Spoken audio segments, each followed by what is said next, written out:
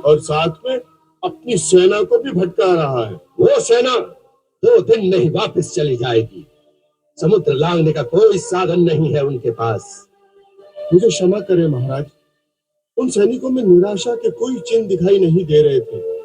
वे सब बड़े उत्साह में हैं और महाराज उनकी सेना भी इतनी विशाल है कि वो एक सागर की भांति दिखाई देती है। वत्स मेघनाद, शत्रु को कभी निर्बल नहीं समझना चाहिए। शत्रु छोटा हो तो भी उसका उपहास नहीं करना चाहिए। शत्रु से सदैव सतर्क रहना चाहिए। आप कहना क्या चाहते हैं नाना जी? मैं गुप्तचर शार्दुल का संकेत समझ रहा हूं। वो आपके भय से खुलकर बोल नहीं सकता, परंतु उसका अर्थ यही है कि श्री राम का लंका की ओर कूच कोई उपहास की बात नहीं है। बड़ी गंभीरता से उस पर विचार किया जाना चाहिए। जिस प्रकार राम ने आज विभीषण का राज तिलक किया है, उसी प्रकार एक दिन उसने सुग्रीव का भी राज तिलक किया था। वो वृथा नहीं गया। उन्होंने अंत में सुग्रीव को किष्किंधा का राजा बना ही दिया। इससे उनके वचन की महत्ता बढ़ गई है। आपने ठीक ही कहा है राजन। राम बड़ा चतुर है। उसने विभीषण का राज तिलक करके लंका में एक दरार डालने की युक्ति कर ली है। लंका में जो लोग आपसे सहमत न होंगे, आज वो विभीषण के अनुयायी बनने की बात सोचेंगे।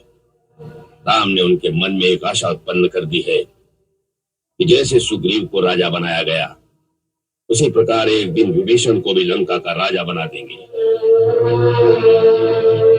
राम ने एक ही चाल से आपके शत्रुओं के मन में आशा और आपके अनुयायियों के मन में आशंका का बीज डाल दिया है।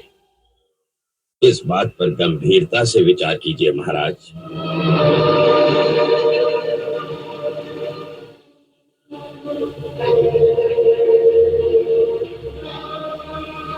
आप जो कह रहे हैं यदि वो सच है तो हमें इस समय क्या करना चाहिए? मेरे विचार से तो शत्रु पर आज ही आक्रमण कर देना चाहिए। हाँ महाराज, अभी तो समुद्र पार करने के उपाय पर सोच विचार ही कर रहे होंगे।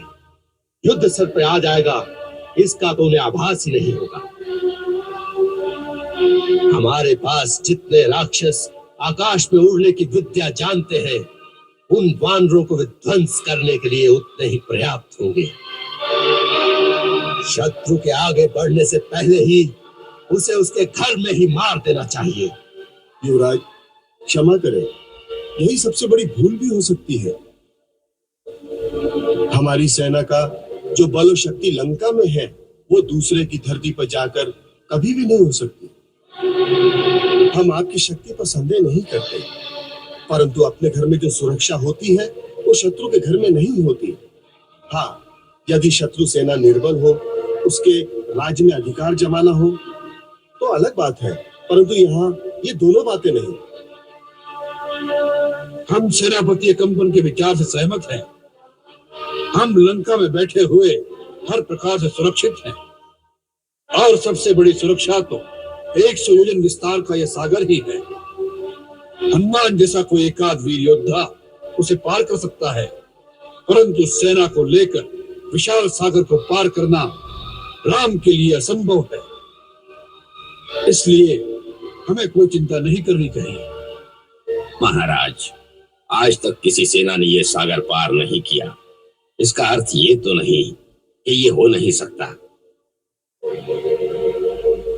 हनुमान ने यहाँ का सारा हाल तो बता ही दिया होगा कि कितना विशाल समुद्र है। फिर भी यदि राम अपनी सेना को लेकर समुद्र तट पर आ गया है तो वो कुछ सोचकर ही आया होगा। उसके मन में कुछ उपाय तो अवश्य होगा। इसलिए हमें अपने ही मन में संतुष्ट होकर बैठे रहना नहीं चाहिए। तो फिर आप ही बताइए हमें क्या करना चाहिए। सैनिक शक्ति का प्रयोग तो आप करना नहीं चाहते। हाँ इंद्रजीत, सैनिक शक्ति का प्रयोग यहाँ उचित नहीं। हमें कूटनीति से काम लेना चाहिए।